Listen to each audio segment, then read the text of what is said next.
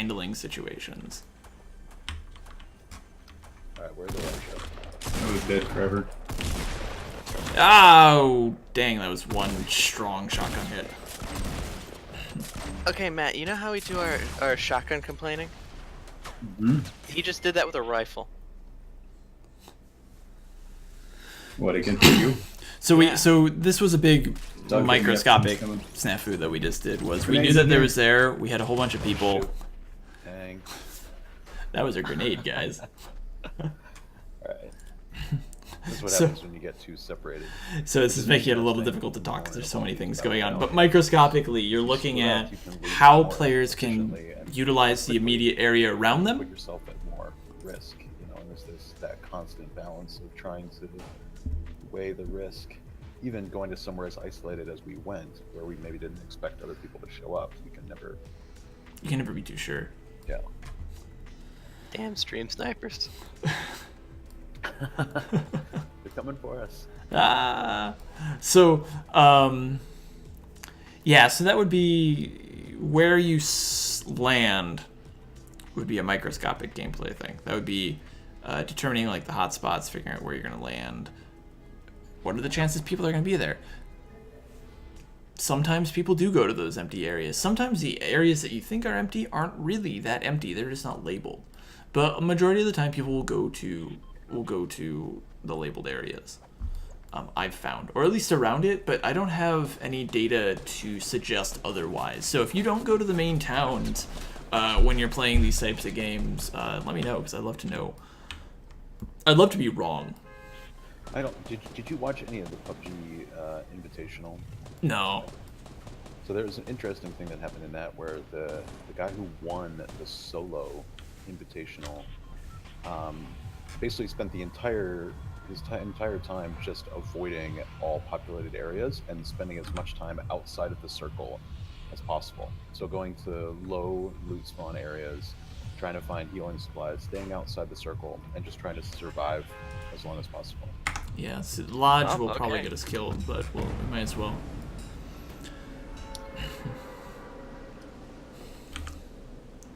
So this is a somewhat, yeah, so you can see now there's at least 5, 6, 7, 8 people there going. I'm pumping way past Wailing Woods here. Yeah, I'm heading lodge. I'm going to hopefully try and get the tower if no one else is going there. Oh, that's where I'm going, show. Well, go you'll for it probably fast. get to it before me. No, you go for it. All right. Past the shed up here. Don't see anybody above me, so No, I'm behind you.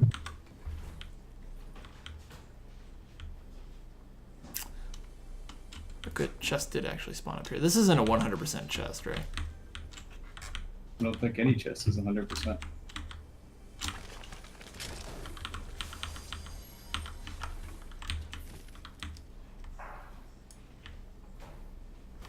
There's a chest. So, high points like this, and these are very common. Not only are they great for, you know, like visibility of sniping, but I can now sit up here. If I destroy this chest, I can get a better view. I can now sit up here and I can keep an eye out on where everybody is. So if I see anybody, I can respond to it rather quickly. And we fortunately don't have to move very far. We're getting really lucky though with the circles here. Makes up for the other day. Yeah. The other day, so the circle we've always talked about really dictates how players are going to be moving through the world, because they want to. This is like the only fixed point. The difference between this type of level design, so Battle Royale, just general open world level design, is that there's no fixed point that the players have to go to or are being told to go to. So it's not like in, say, when we were playing Rise of the Tomb Raider or Portal, we knew where the goal was, and we knew it was like we had to go from A to B.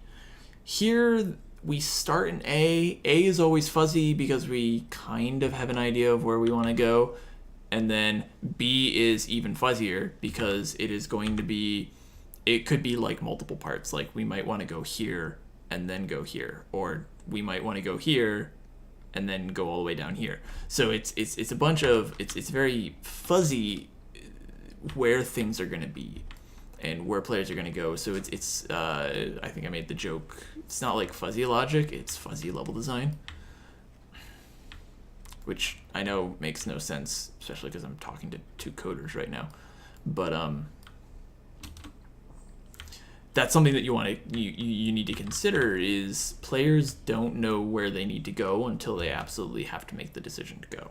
Like we haven't decided immediately, all right, we're going to go to Retail Row, then we're going to go to Salty Springs, and we're going to go to Fatal Fields. Like we can't know that because there's a bit of randomness with how the circle is going to close. I'm all set, by the way, on weaponry. I got a semi-auto Okay. and a shotgun. Let's all go to the racetrack.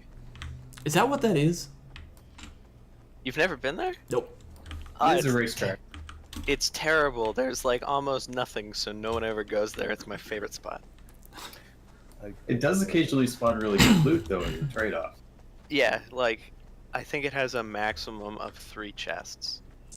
And this is and we haven't really touched on loot yet, but for those who don't know, loot in this game is randomized in terms of locations of spawn.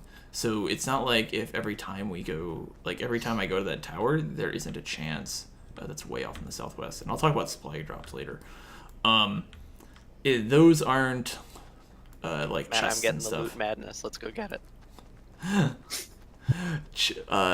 Spawns are completely randomized. They are different for every like match, and that's part of what makes these types of games interesting, is that it's, even though it's a similar map, and this is also, I should say, also like the challenge of designing a level for this is it needs to be replayable over and over again. So you don't want it to be flat and stale, and you don't want it to be flat to begin with for multiple reasons. Optimization for There one are part. people here. You're joking. There are people here. Yes, there are. There's Where? at least one. Where are they at? They are at southwest of me, running out over the hill. They're behind a tree. Oh, I see them. They're running away though.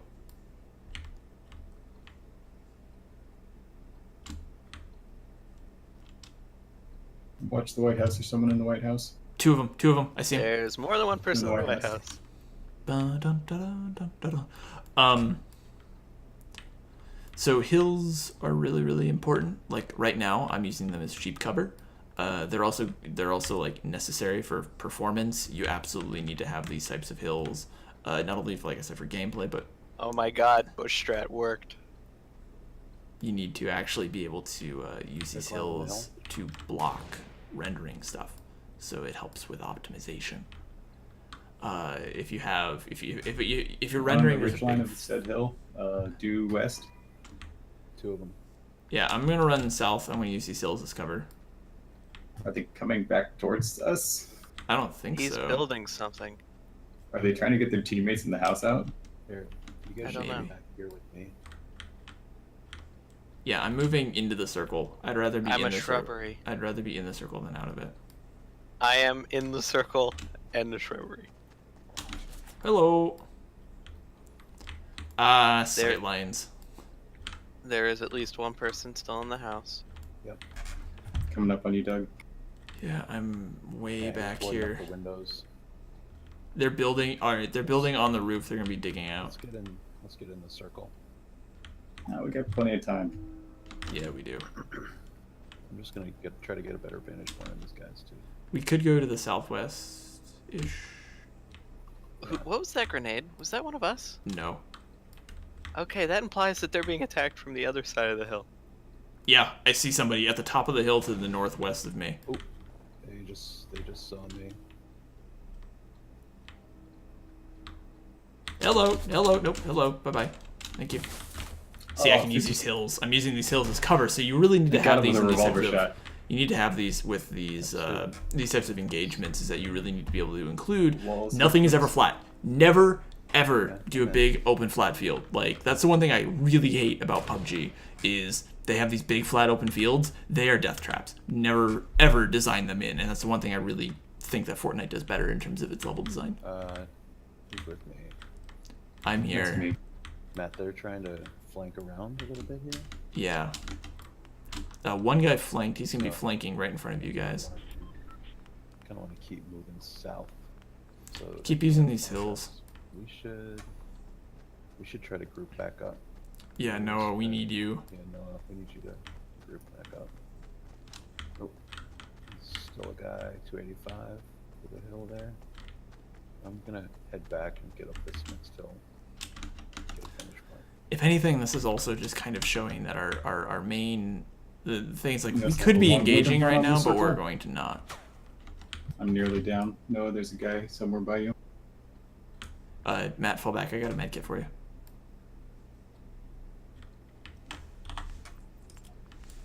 I dropped it right behind you. Noah! I know. Let's just say, yeah, you. Alright, let's head around the circle here. We can just follow the coast down. I think we'll be okay.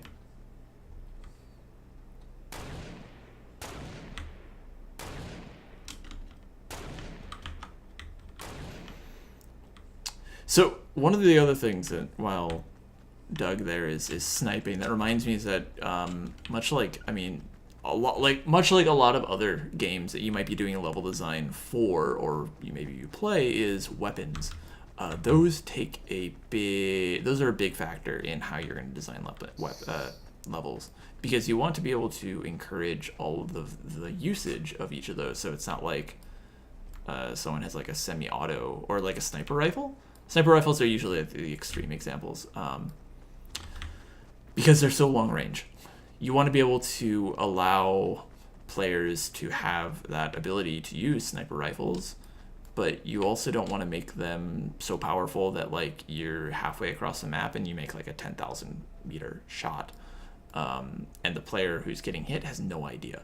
You want to keep them kind of minimal. You want to kind of keep them in the minimal range, but not really pushing too far. So I'm running around to come and catch you guys. We didn't really talk much about the Moisty Mire, but beyond the fact that if you run through that water, you get slowed down. So that would be a mesoscopic level thing. Is a very big open area, and it moves very slowly. But there's a treehouse in the middle of it that has a lot of loot. There's 2 chests, and I've never seen it spawn with any less.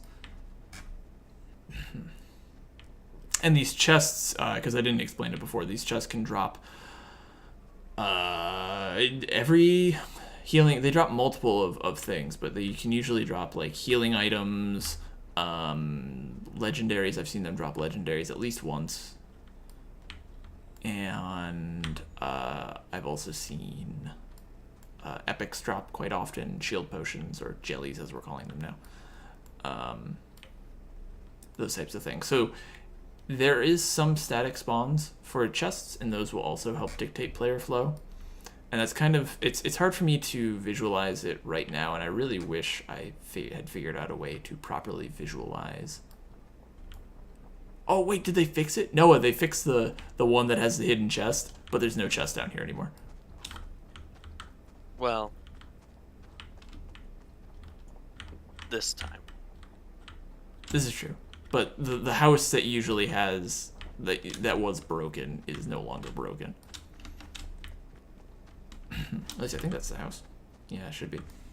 So you'll now see that we could have, at the start of the match, we could have spawned anywhere. And when I say spawn, it's a bit of a misnomer. What I really mean is choose to land. But I'm using the term spawn because for all intents and purposes, it's basically where you spawn. It's just a player-driven, do not slip and fall. It's just a player-driven kind of spawning system. I like this hill here. Let me stay here for a while. This hill is great because we know there's no one behind us, and we know there's gonna be no one behind us, I hope, and we have this natural cover because it's angling up, so we just have to move back a little bit and no one can see us, but we can see over. Well, and Joe, I think you mentioned this earlier before about like one of the hardest things in designing this type of environment is that because of the nature of the circle moving around, that choke points and vantage points can change so dramatically, especially based on like player start locations. So where people are coming in from and like who gets these, you know, because right now there's probably 3 or 4 really good. Like if you look at the map, there's a few of these different inlets, but in a different map, these might actually be bad places to be, depending on where the circle is. And the circle really, and like just tying this all together, this is all related to level design. Like this isn't like the game design choices affect the level design, and I don't know how many people really actually kind of realize that. Like gun damage fall off of guns. So damage fall off would be after a certain range, a weapon does X amount of damage less, or something like that, or more in some cases.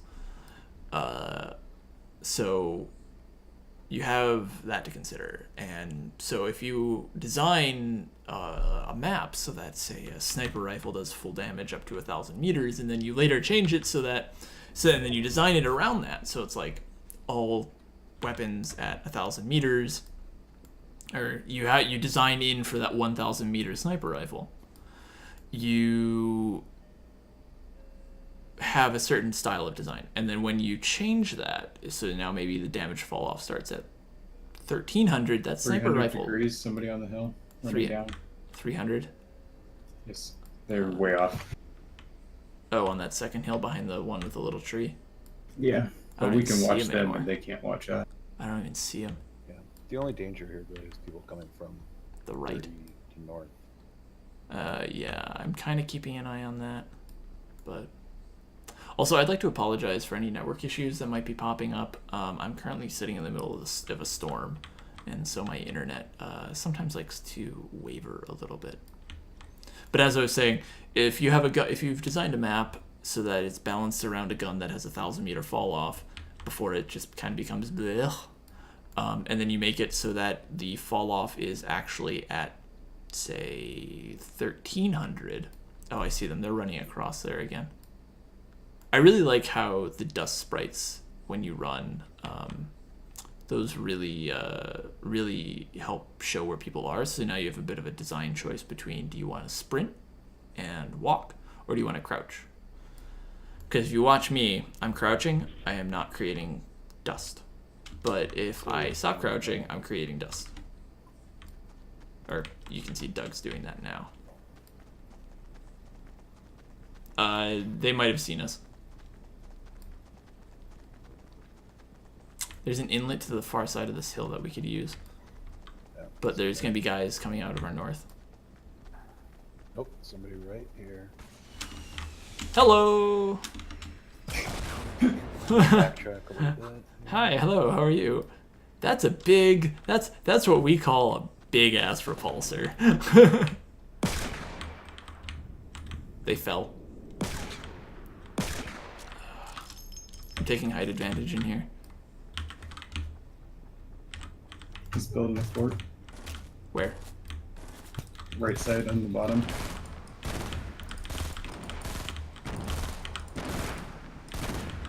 Don't waste ammo on that, especially if you're missing some, like me. I'm low on ammo. Oh crap, there's gonna be a supply drop here. Don't worry about me. He's behind the wall. I got one shot on him. Got a couple hits on him, but you got him. Got him. Matt, crawl this way, please. Try to get Matt first. I'm gonna crawl over this dip over here. Sorry, I didn't expect to still be in the game. Only 6 people, 5 people. 2 people. We are 3 of them. Yep. Right. Yep. So, I'm gonna stop someone talking about building level design a really quick. I'm gonna see if we can 195. win this. Yeah, 255. They're building a round out there. I see that. Hold on. So Let's see if I can I'm have a good time with there. Here. Can you grab Doug? You gotta stop moving. Yeah. Trying to get safe. Did you get that guy's rocket launcher? I did.